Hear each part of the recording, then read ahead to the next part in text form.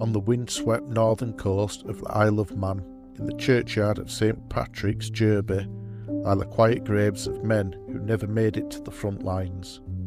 During the Second World War, the Royal Air Force built an aerodrome at Jurby, just a mile from the church.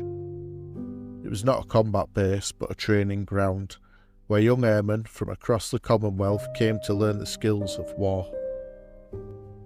But even in training, war can kill. In this peaceful corner of the island rest 43 Commonwealth servicemen, men who died not in dogfights or bombing raids, but in tragic accidents, bad weather, and the unforgiving demands of preparing for war. In this video, we'll explore the stories of 3 airmen who were lost while stationed here: a decorated British pilot, a young Canadian navigator, and an experienced bomber whose flight ended in tragedy. These are the lives behind the headstones at Jurby Churchyard, and their stories deserve to be heard.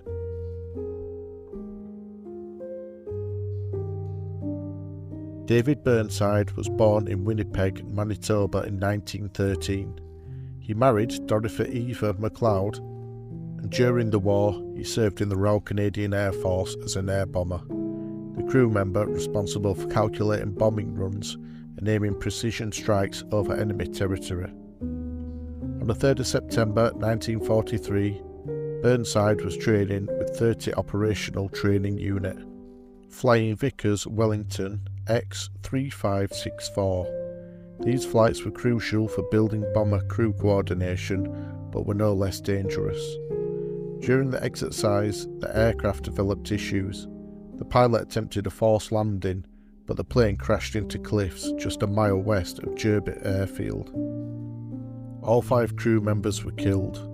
On the 8th of September, Burnside and 3 other Canadian aircrew were buried at Jurby Churchyard, far from home but not forgotten. He was 30 years old and one of the oldest men buried in the war graves here.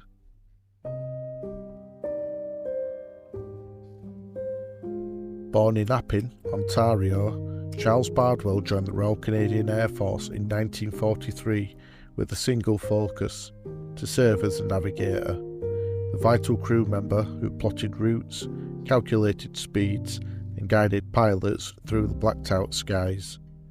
In November 1944, he was stationed at RAF Wigtown and flying Avro Ansons, twin-engine trainers used for advanced navigation training.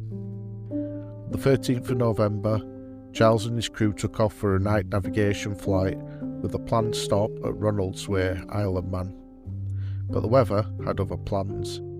Flying through worsening cloud, the pilot climbed to 3,000 feet to avoid high ground. That decision took them into icing conditions, a deadly trap for aircraft of the era.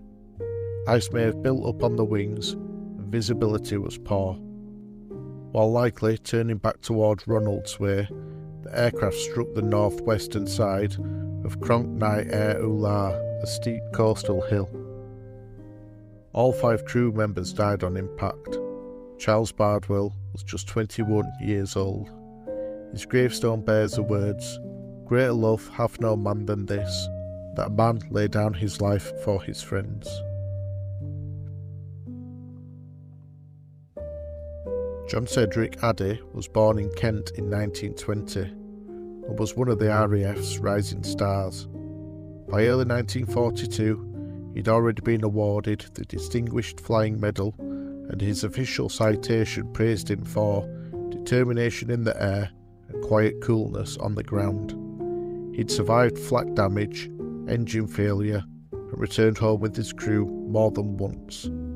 He was just 21 years old and already a trusted captain. The 17th of January 1942, John was flying a night navigation exercise out of RAF Lichfield. The Isle of Man was simply a waypoint, but low cloud and darkness turned navigation into a gamble. Flying at just 1,800 feet, their aircraft crashed into Snaefell, the island's highest point.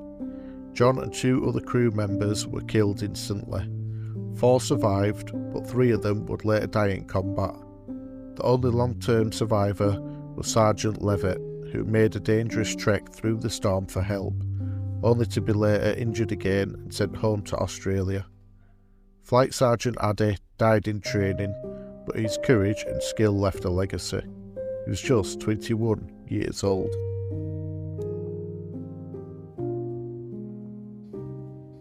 They didn't die in dogfights over Europe or in bombing raids over Germany. They died training, navigating and preparing so that others might fly and fight with confidence. Flight Sergeant Addi, Flying Officer Bardwell and Sergeant Burnside each wore different uniforms, flew different roles, but all gave their lives in service of a greater cause. Today, their graves lie quietly at St Patrick's Churchyard, Jurby, overlooked by most, remembered by few.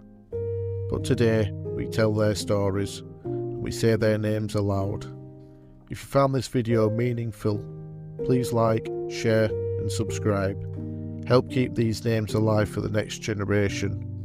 And if you've made it this far, thank you for watching, lest we forget. If you like listening to the stories of the history of those who came before, then please give the video a like and subscribe to keep updated about future videos of the history of those who came before.